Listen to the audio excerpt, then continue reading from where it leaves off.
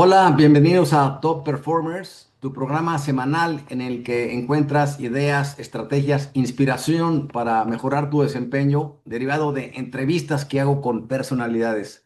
El día de hoy nos vestimos de gala porque tenemos a las cuatro mexicanas que cruzaron el Atlántico remando por 45 días, concluyendo el 28 de enero de este 2026 mediante el proyecto Oceánida, recorriendo 4.800 kilómetros desde las Islas Canarias hasta Antigua y Bermuda. Como equipo comparten dos compromisos. El primero es el cuidado de los océanos y el segundo es el deseo de que más mujeres cumplan sus metas en igualdad de oportunidades porque cada una tiene su propio océano que cruzar. Me refiero, por supuesto, a Ana Lucía Valencia, Andrea Gutiérrez, Eugenia Méndez y Lucila Muriel. Y como esta es una entrevista virtual, voy a ir presentando e interactuando poco a poco con cada una de ellas. Y primero empiezo con Ana Lucía Valencia.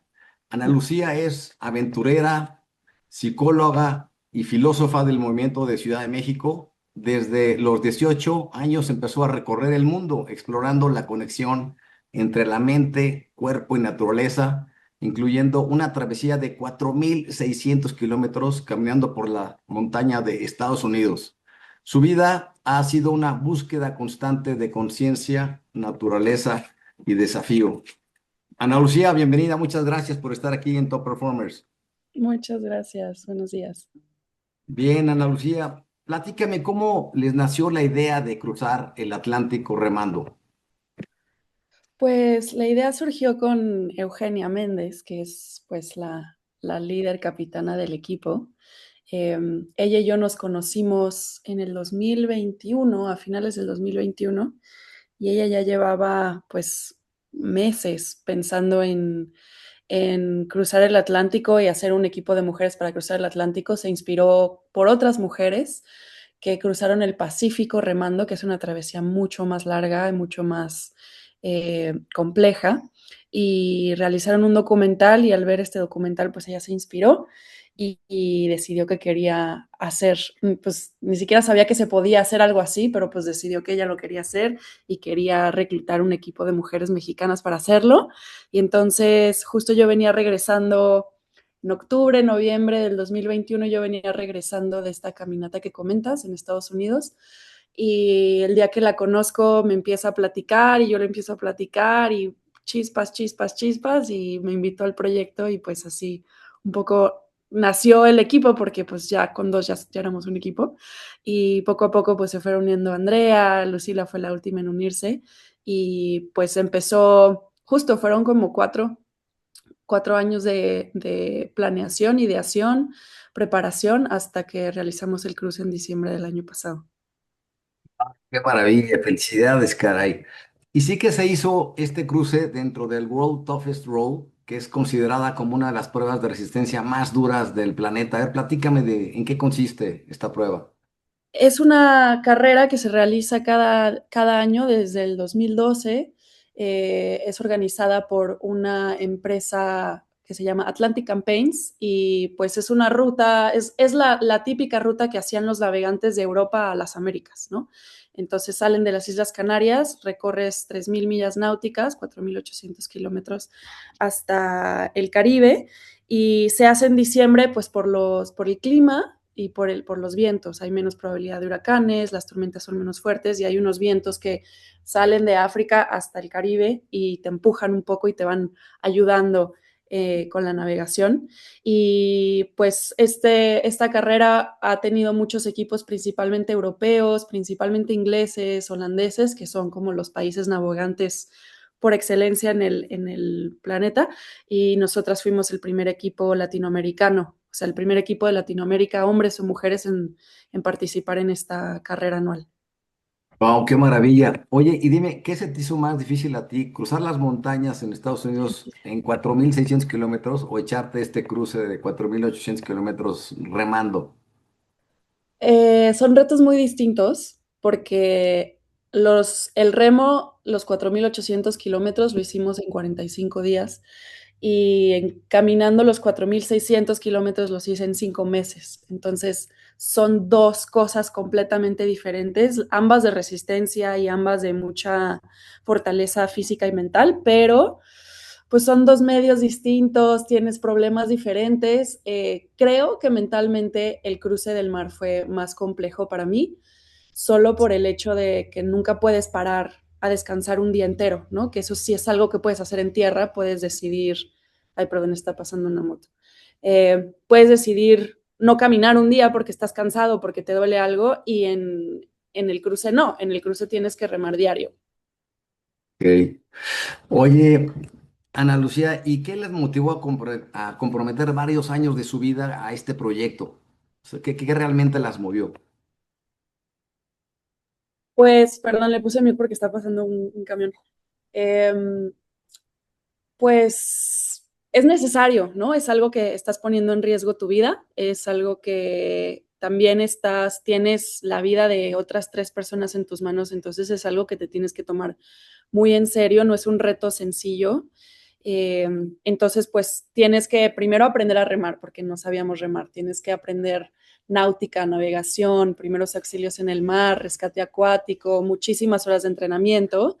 También pues es muchísimo fondeo porque tienes que conseguir un barco, tienes que aprender a navegar el barco, tener muchas horas de entrenamiento en agua con tu embarcación para saber exactamente cómo funciona, porque es un cruce sin asistencia, entonces tú tienes que ser mecánica, eléctrica, tienes que ser primeros auxilios, tienes que ser psicóloga, tienes que ser todo y por eso implica tanta preparación. Bien, Ana Lucía, si quieres regreso contigo más tarde y ahora presento a Andrea Gutiérrez, mi tocaya. Andrea es artista y navegante nacida en la Ciudad de México. Comenzó en las artes plásticas y el diseño escenográfico y durante la pandemia descubrió el mar como su nueva casa. Soñaba con cruzar océanos y ahí Oceanía llegó a su vida. Desde entonces ha acumulado millas náuticas y desafíos físicos extremos, guiada por una filosofía simple. No necesitas saber cómo hacerlo para empezar. No hay que saber cómo hacer las cosas para empezar, solo hay que dar el primer paso, un paso a la vez. Así que bienvenida, Andrea, muchas gracias por estar aquí en el programa. Muchas gracias por invitarme. Qué placer estar aquí. Bien, Andrea, y platícame de su preparación. ¿Cuántos años les tomó prepararse y en qué consistió la preparación? Ya nos platicaba un poco Ana Lucía, pero si nos puedes detallar más.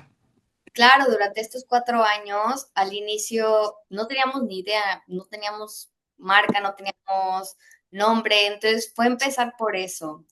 Y eso nos llevó a procesos burocráticos, pero a la par teníamos que justamente entrenarnos para esta carrera a la mano de conseguir los fondos y volver esta asociación civil realidad. Entonces fueron muchas preparaciones para la embarcación, para la carrera, para lo mental, para lo físico.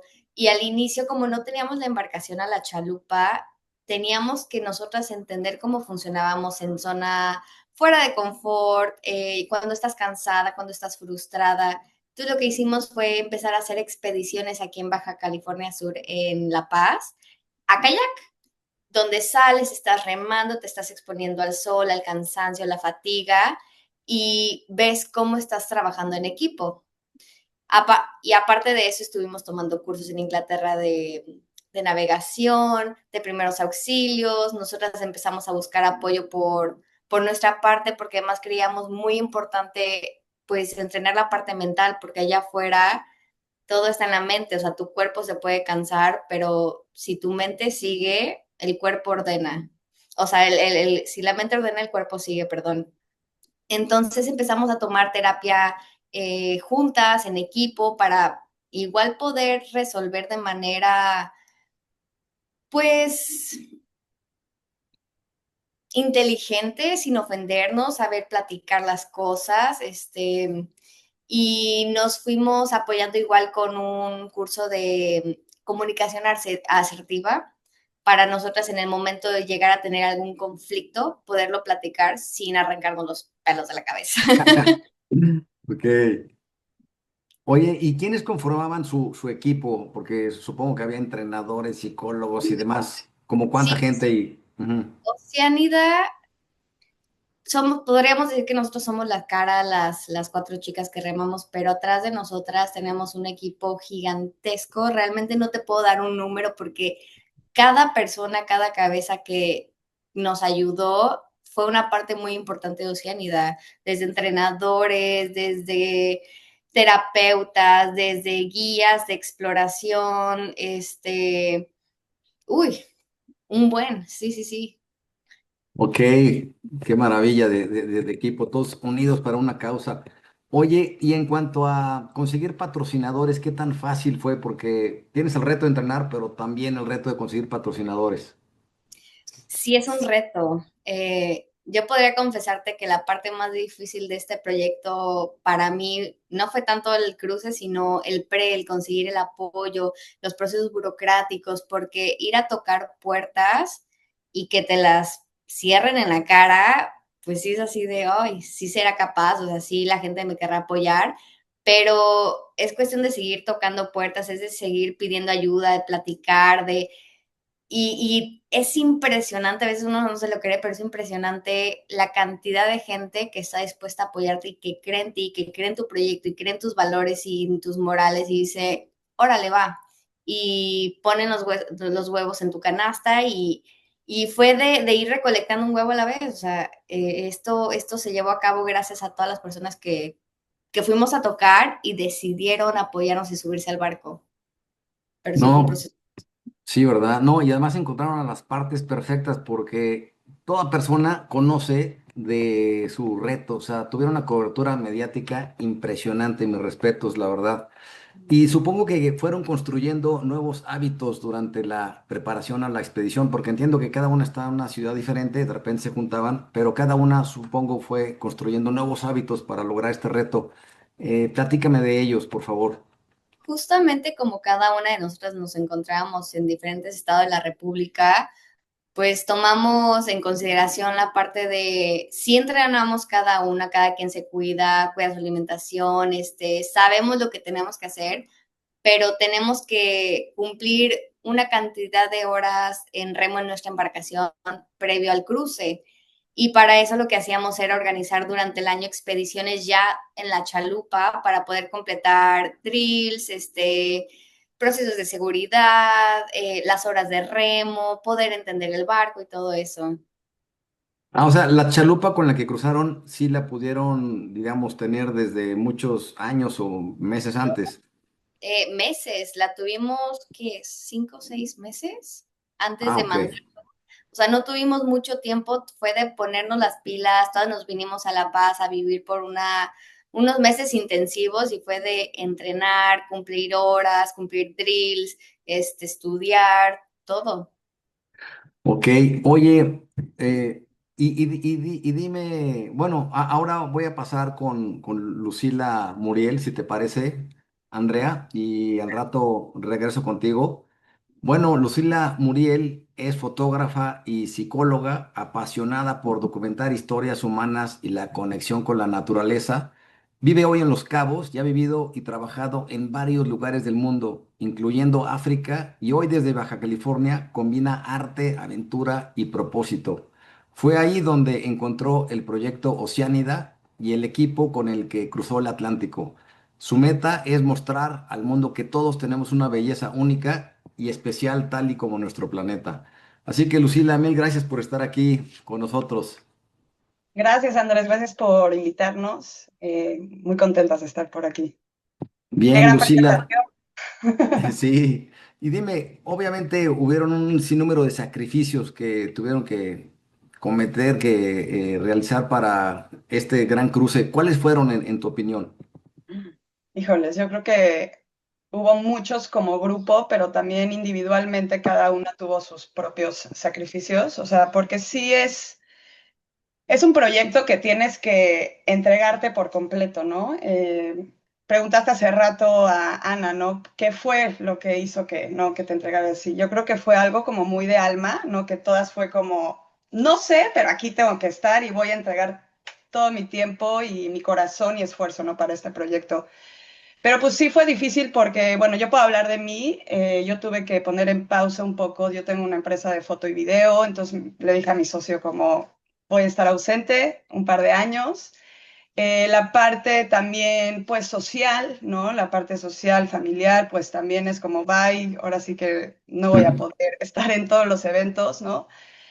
Y pues también, o sea, tipo, yo era vegana, ¿no? Entonces tuve que cambiar mi alimentación también para este proyecto, para que mi cuerpo durara, ¿no? Porque mi cuerpo me lo empezó a pedir. Entonces sí hubo como varios sacrificios, pero bueno, yo creo que estando allá sí decías como valió la pena, ¿no? Todos estos sacrificios. Y era necesario, ¿no? O sea, yo creo que cada una sabía, fue pesado, pero sabía que tenía que poner en pausa por ahora y darle su energía a este proyecto, porque como lo mencionaron antes mis compañeras, no es nada más tu vida, sino es la vida de 3 personas más en las que traes, ¿no? Entonces yo creo que eso es a lo que todas nos empujaba a decir como no importa nada más, ahorita tenemos que entrenar, tenemos que prepararnos, tenemos que conocernos, ¿no? Volvernos nuestras familias, ¿no? O sea, somos espejos, entonces es, pues, sí, dedicar tu tiempo y tu alma y tu esfuerzo a todo esto y eso hizo que lográramos cruzar, ¿no? De la forma tan padre que obviamente tuvo sus cosas, pero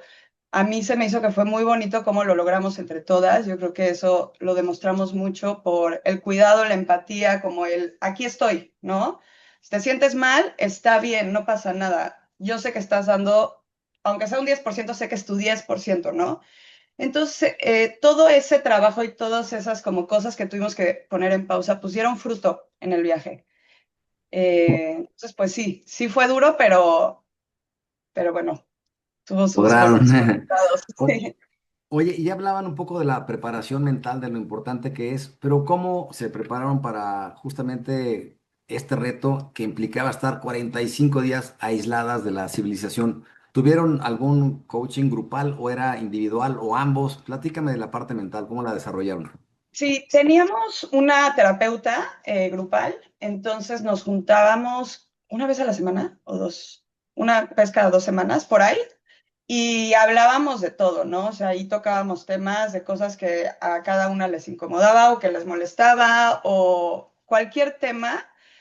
Y eso nos ayudó mucho como a entender cada una cómo era. También tomamos, como mencionó Andrea, cursos de comunicación asertiva, ¿no? Cómo aprender a comunicarnos, ¿no? Porque luego yo siempre les digo que puedes llegar a tu mismo resultado, pero todo es la forma en que lo dices, ¿no? Entonces tener cuidado y todo. Y fue muy importante también las expediciones, porque ahí logramos entender también cómo reaccionaba cada una. Entonces, con todas estas cosas, obviamente cada una aparte tenía su terapeuta personal y todo, pero con todas estas cosas llegabas a tener tu manual operativo de cada una, ¿no? El de Eugenia, el de Andrea, el de Ana Lucía y el de Lucila. Entonces, con eso sabías perfectamente, bueno, no perfectamente, pero sabías más o menos qué hacer en situaciones de que alguna esté mal o que tú estés mal, ¿no? O sea, por las expediciones y retos que hacíamos antes, pues ponte tú, yo sabía que yo iba a estar incómoda por el rush del que te causa el mar con las pompas y frotando todo, entonces pues ya iba un poquito preparada, aunque pues me costó, ¿no? Pero más o menos, pues sabes, eso nos ayudó mucho. Obviamente estando allá, pues no estás preparada para eso, ¿no? Te puedes preparar y preparar, pero es lo desconocido y llegando, estando en esa situación, pues sí dices como, wow, ¿no? ¿Cómo soluciono esto? Pero pues yo creo que todas teníamos las herramientas que necesitaba cada una y pues había mucha empatía también, es lo que digo, este grupo yo creo que es lo que más había y entonces pues eso nos ayudaba a que cada una pasara sus procesos y también nos dejamos ser, ¿no? Como pasar cada una su proceso. Bien, y aún con esta preparación mental, ¿hubo momentos en que alguna de ustedes o todas pensaron en abandonar? No, la verdad no hubo momento de decir como ya, o sea, ya hay que hablar a que vengan por nosotros o nos vamos a morir o cosas así. No hubo en ningún momento ese pensamiento. Obviamente hubo muchos pensamientos de qué hago aquí, ya no quiero jugar, ¿no? O estoy cansada o quiero dormir, pero es nada más como el cansancio hablando. Tú sabías que aquí tenías que estar, ¿no? Entonces no hubo ningún momento que ninguna por más de que haya pasado por su catarsis emocional y proceso todo, que dije, ya no quiero estar aquí.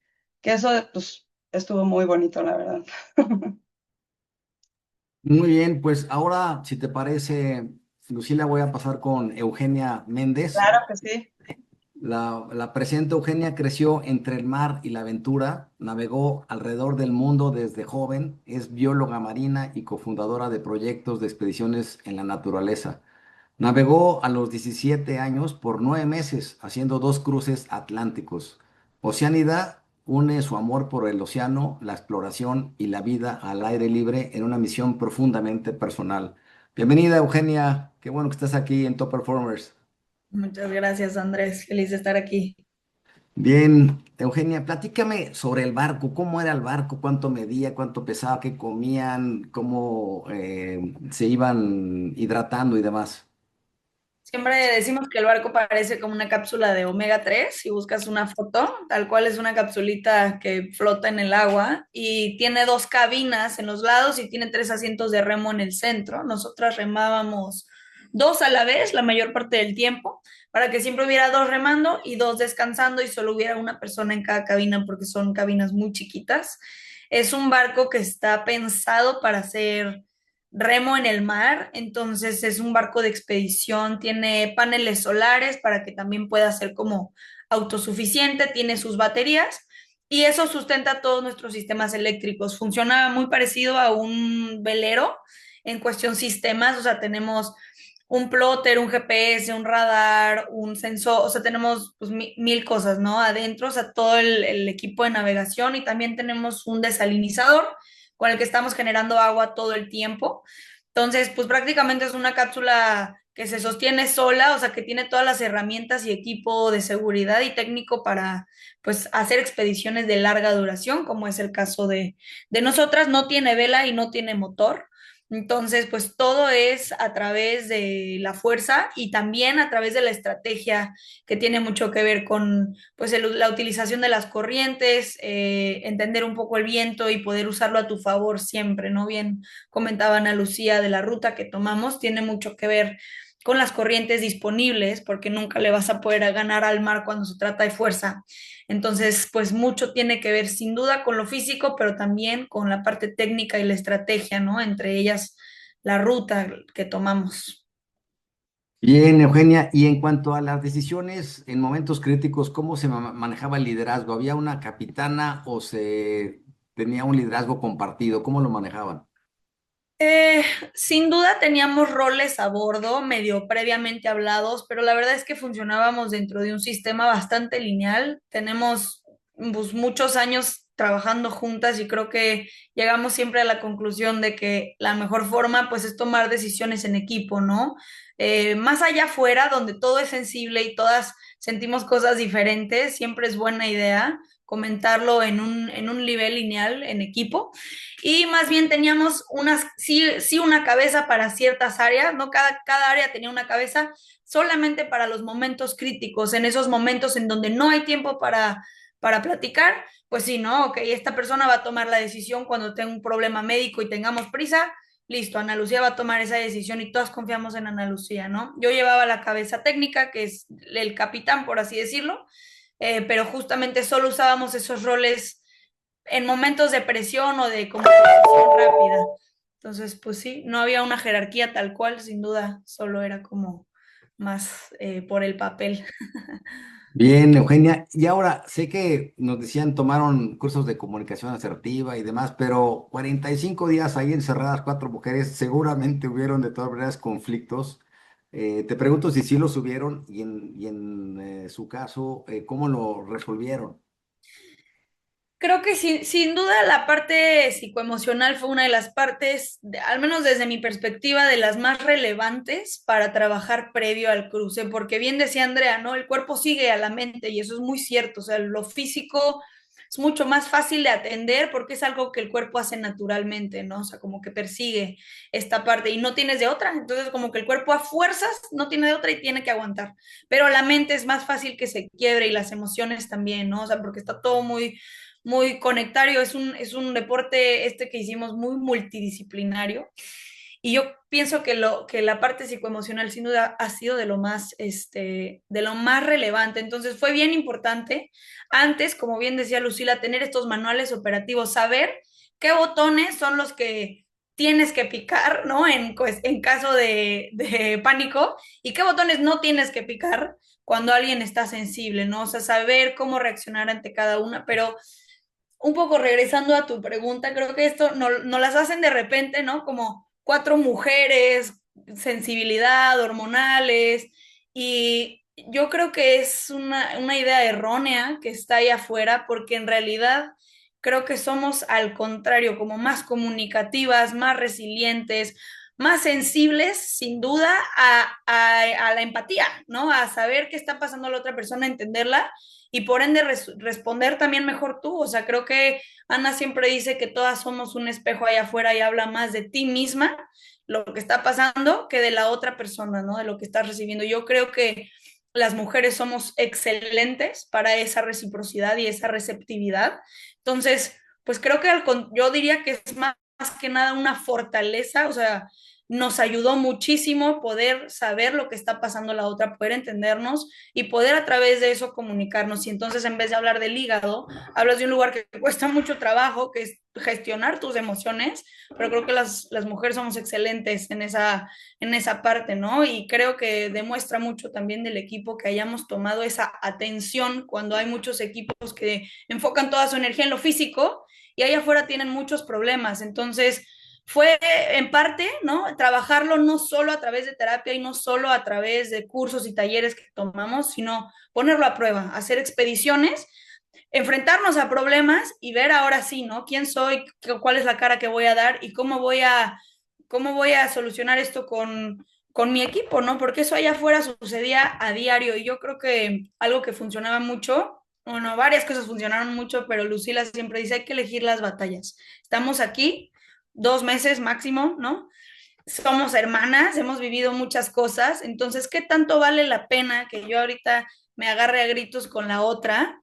Esto se va a acabar, esto me va a durar, o sea, estoy en una tensión altísima, o sea, el volumen de todas las bocinas está máximo y lo que sigue. Entonces, como que creo que requiere mucho esfuerzo energético, emocional, poder decir, tomar un segundo y atenderte a ti primero, ¿no? O sea, voltearte a ver y decir, ok, la que está enojada soy yo o la que le está pasando mal soy yo, y eso no lo puedes proyectar o no lo debes proyectar allá afuera porque todo se resiente, ¿no? Entonces creo que en ese sentido hicimos un gran trabajo como equipo, creo que estoy yo particularmente muy orgullosa de todas en cómo manejamos nuestras situaciones emocionales y algo que también hacíamos mucho, que fue una gran estrategia como, yo creo que como latinas, la música, la risa y el baile. Ante todo mal, pasarla bien, porque no se trata de sufrir a veces también se puede elegir y creo que nosotras elegimos, a pesar de pasarla difícil y mal,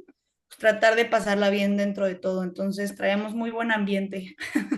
Wow, Ahora, qué maravilla de respuesta, Eugenia. Me encantó esta, la voy a revisar porque tienes ahí muchos temas que reflexionar. Nos has dejado una gran enseñanza en esta respuesta. Y me gustaría rezar contigo, Ana Lucía, sobre cuál fue la mayor dificultad a la que se enfrentaron en la travesía.